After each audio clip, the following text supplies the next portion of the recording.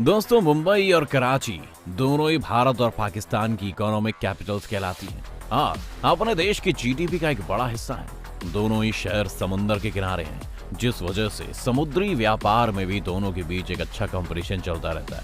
लेकिन कभी कभी मन में सवाल तो आता ही है कि इकोनॉमी में, रहने सहने में और खाने पीने में दोनों में कौन सा शहर बेहतर है।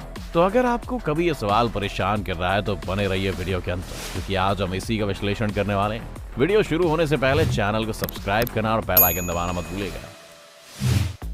सबसे पहले बात करते हैं कराची की, वो शहर जो पाकिस्तान के 95% फॉरेन ट्रेड के लिए जिम्मेदार है।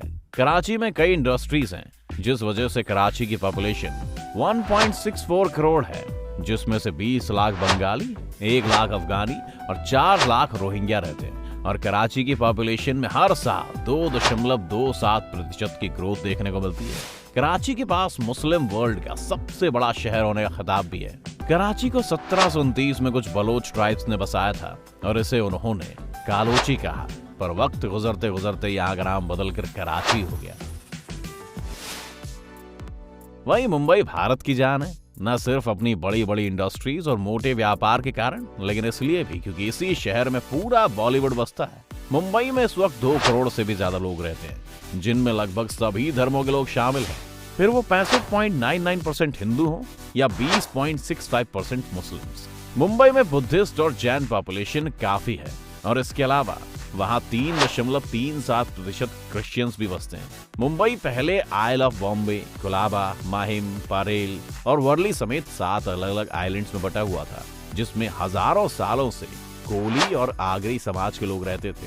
फिर आज से 2300 साल पहले मौर्य वंश के राज में मुंबई दुनिया तक बौद्ध और हिंदू धर्म का केंद्र हो गया और यहाँ से दुनिया के अलग अलग कोने तक लोग जाने लगे।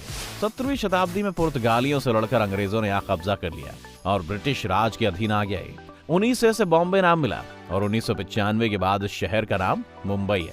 मुंबई की पॉपुलेशन डेंसिटी आज के वक्त में 73,000 लोग प्रति स्क्वायर माइल है और यह भारत के 70% समुद्री व्यापार का केंद्र है।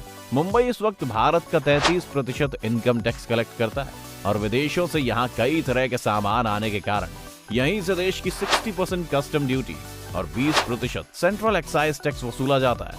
मुंबई से ही भारत का 40% फॉरेन ट्रेड भी होता है। साथ ही यहाँ के 100% स्टॉक एसेट भी रखता है। मुंबई का बॉम्बे स्टॉक एक्सचेंज दुनिया के कुछ पुराने स्टॉक एक्सचेंजेस में से एक है। वहीं कराची की बात की जाए तो कराची की पॉपुलेशन डेंसिटी 63,000 लोग प्रति स्क्वायर माइल है, जो मुंबई से कम है। साथ ही कराची से पाकिस्तान का 1/3 रेवेन्यू निकलता है। कराची इसके अलावा पाकिस्तान के 30% इंडस्ट्रियल आउटपुट के लिए भी जिम्मेदार है। मुंबई में एक एवरेज आदमी की सैलरी 36,600 रुपए है, जिसमें से सबसे कम कमाने वालों की औसत आय 9,260 रुपए, जबकि सबसे ज्यादा कमाने वालों की औसत आय 1,63,000 रुपए। कराची में एवरेज सैलरी 88,000 पाकिस्तानी रुपए, जो इस वक्त 37,000 भारतीय रुपयों के करीब है। इसके अलावा पाकिस्तान में सबसे कम कमाने वालों की संख्या 9,387 रुपयों के करीब है, तो सबसे ज्यादा कमाने वालों की औसत आय 1,65,000 भारतीय रुपयों के करीब है। यानी कराची के लोग औसतन मुंबई से ज्यादा पैसा कमाते हैं। लेकिन ये बात भी ध्यान देने लायक है कि कराची की जीडीपी इस वक्त 164 बिलियन डॉलर्स की है, जो पाकिस्तान की कुल जीडीपी का 20% है। वहीं मुंबई की जीडीपी इस वक्त 400 बिलियन डॉलर्स की है, जो भारत की विशाल 3 ट्रिलियन जीडीपी का 13% है। अब आपने देख लिया कि इन शहरों में कितना पैसा, लेकिन जहाँ पैसा होता है वहीं क्राइम भी रहता है। मुंबई हमेशा से हाजी मस्तान से लेकर दाऊद इब्राहिम जैसे डॉन्स की वजह से मशहूर रही है। मुंबई में ये कनेक्शन सड़क से लेकर बॉलीवुड की पार्टी और क्रिकेट के स्टेडियम्स तक था। मुंबई में आखिरी कुछ सालों में सख्त हुए पुलिस प्रशासन ने काफी कामयाबी हासिल की है और अब मुंबई में इस तरह के डॉन्स का दिखना उतना आम नहीं है। इनमें से या तो कुछ मारे जा चुके या देश से बाहर हैं। लॉकडाउन में भी मुंबई क्राइम के मामले में नीचे गिरकर 3रे स्थान पर आ गई थी और 2021 में तो मुंबई क्राइम के मामले में भारत के 3रे से 5वें स्थान पर गिर गई। कराची में भी क्राइम का सीन कम नहीं था। छोटे मोटे चोरों से लेकर बड़े नामी डॉन्स एक वक्त पर कराची की सड़कों पर दिख जाते थे। एक वक्त तो ये था कि कराची वर्ल्ड क्राइम इंडेक्स में 6ठे नंबर पर था और ये आंकड़े बहुत पुराने नहीं है, 2014 के हैं। वैसे आज कराची में क्राइम को लेकर काफी सख्ती हुई है और उन्होंने कुछ वक्त तक काफी तेजी से इसे कम किया और 2020 में कराची 6ठे स्थान से गिरकर 103वें स्थान पर आ गया। हाल ही में हुई अफगानिस्तान घटना के बाद हालांकि वहां पर जिहादी ताकतों ने फिर से डेरा डाला है और लगातार पाकिस्तान की सरकार उनसे परेशान है। खैर, बीच बीच में लीक होती न्यूज की माने तो कराची के पास दाऊद इब्राहिम भी है। आगे बढ़ते हैं इन दोनों शहरों की कल्चरल और सोशल साइड पर। तो मुंबई में आपको लोग गुजराती, मराठी, हिंदी और इंग्लिश बोलते मिल जाएंगे। साथ ही यहाँ पर सभी धर्मों के धार्मिक स्थल मौजूद हैं और बिना किसी परेशानी के लोग अपने त्योहार मनाते हैं। मुंबई को भारत की एंटरटेनमेंट कैपिटल भी कहते हैं, जहाँ सभी बड़े एक्टर्स रहते हैं और काम की तलाश में हजारों एक्टर्स यहाँ अपने किस्मत आजमाने आ जाते हैं। मुंबई में इसके अलावा टूरिज्म भी काफी फैला हुआ है। मुंबई के बीचेस से लेकर वहाँ gateway of India, Elephanta caves और नेशनल पार्क और न जाने क्या क्या है जो लोगों को मुंबई की तरफ आकर्षित करता है। यहाँ हर साल 60 लाख से ज्यादा टूरिस्ट देखे जाते हैं और देश भर की कुल टूरिस्ट स्पेंडिंग में अकेला मुंबई शहर ही 35.7% के लिए जिम्मेदार है। मुंबई के छत्रपति शिवाजी इंटरनेशनल एयरपोर्ट पर हर साल 4 करोड़ से ज्यादा लोगों की भीड़ देखी जाती है और इंदिरा गांधी इंटरनेशनल एयरपोर्ट के बाद ये भारत का दूसरा सबसे बिजी एयरपोर्ट है।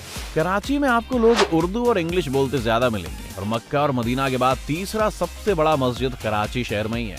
कराची इसके अलावा अपने मुशायरों के लिए भी काफी मशहूर है, जहाँ पाकिस्तानी लिटरेचर की बड़ी हस्तियों से लेकर नए उभरते शायर भी आपको मिल जाएंगे।